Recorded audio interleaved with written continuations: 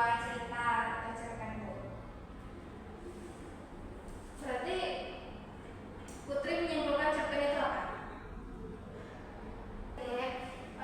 Akan Ibu jelaskan ya mengenai teks cerpen tersebut. Cerpen itu karya singkat dan padat untuk merangkai atau menceritakan sesuatu. Seperti tadi kan Putri menghayal tuh sesuatu deskripsi. Nah, itu bisa dijadikan sebagai puisi. Nah, itu bisa dijadikan sebagai cerita pendek. Nah,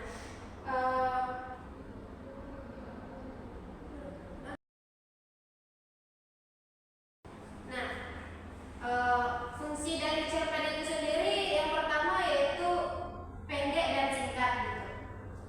Namanya aja cerita pendek kan, harus pendek dan singkat. Terus fokus pada satu tema dan peristiwa, tokohnya terbatas dan terlalu sederhana. Nah, struktur cerpen itu terdiri dari 4. Yang pertama itu alur, tokoh, latar, dan tema.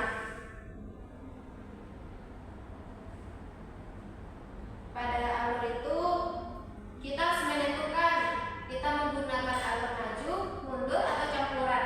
Sedangkan tokoh itu karakter dari seseorang yang kita ceritakan. Ya, silakan. Apa bedanya maju, mundur, dan campuran?